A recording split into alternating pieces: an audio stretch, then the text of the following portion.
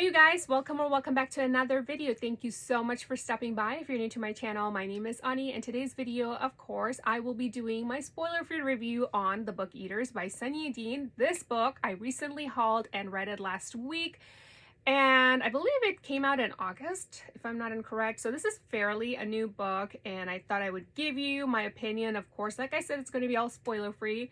Plus, I also got two new books that arrived yesterday, and I am like super excited to read them this month. They were not part of my plan for October TBR, so these are brand new. Thought I would show you, so stick around for that at the end of the video. So let's get started with the book review.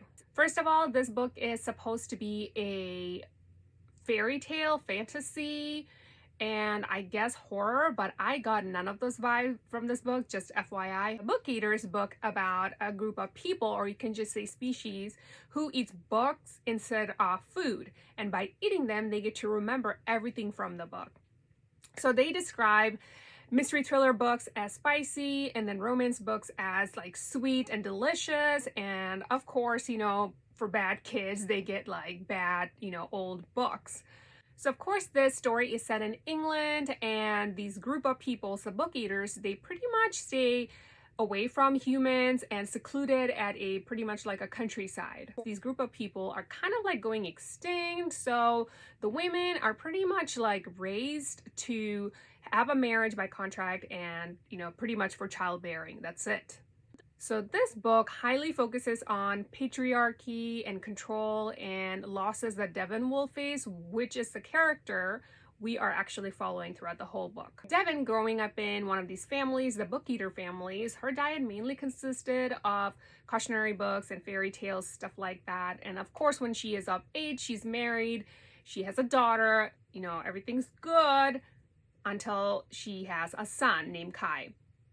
When Kai was born, he was not, you know, the typical book eater kid. He actually was hungry for human minds.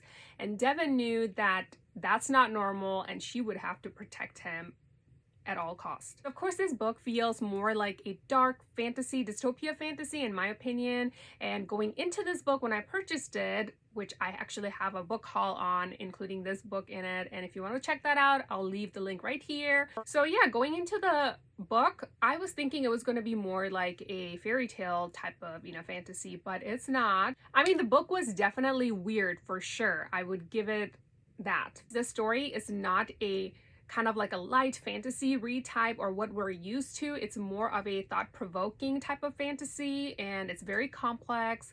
It's about motherhood and women at a different time and a different place. You know, it's not what you would think of a ordinary fantasy book would be. I feel the main reason I didn't love this book as much is because I did not connect with the characters. They were not well built, in my opinion.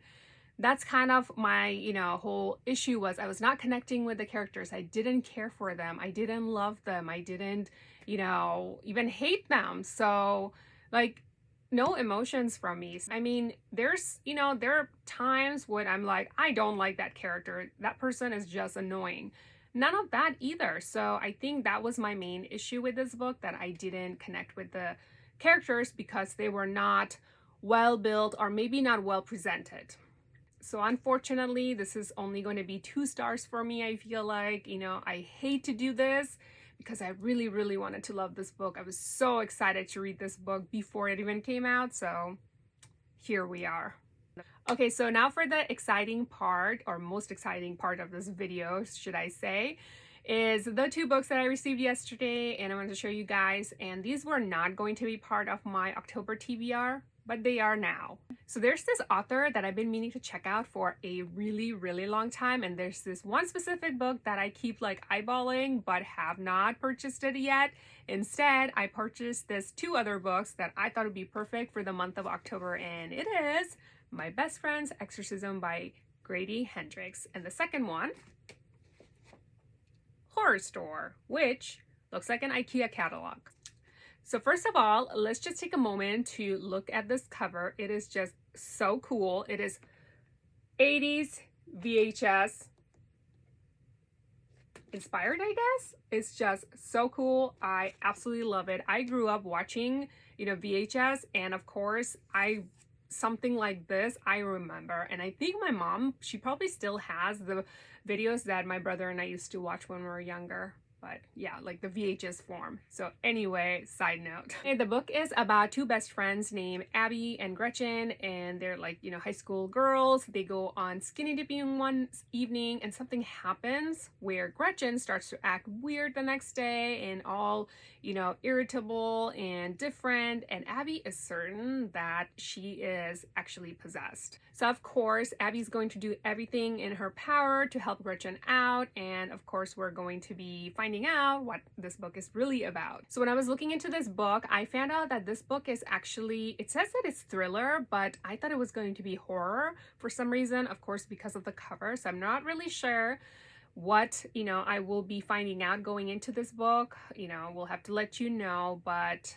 yeah, I just thought it would be so perfect for this month and I had to get it. And like I said, I have been wanting to read one of this author's book for such a long time. It's actually the Southerner's Guide to Vampire Slaying or something like that, the one with the oranges.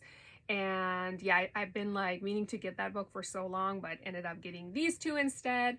So yeah. And of course, this is going to be about a store, a furniture store like IKEA somewhere in Ohio, where weird stuff is happening, especially at night. And there are 3 employees trying to find out why do they keep hearing like weird sounds and weird stuff happening. It's like a mystery to them. They want to find out what's going on. This book just gives me like such haunted house vibe. I think it'll be so perfect for this read. And this book is written as like you know, like an IKEA catalog. There are like instructions and stuff like that. And there's this one page, like stuff, you know, you find written on a wall. So super creepy, but just wanted to, you know, get in the mood for like Halloween kind of thing, I guess. So I thought these 2 books would be perfect to add to my TBR, even though I haven't even finished my other half of October TBR yet. I'll get there. So if you liked my review for the Book Eaters and want to check out more book review, of course spoiler free, I'm going to link it right here. And if you want to check out more of my book haul, I'll link it right here. So I will see you in those videos. Until next time, take care.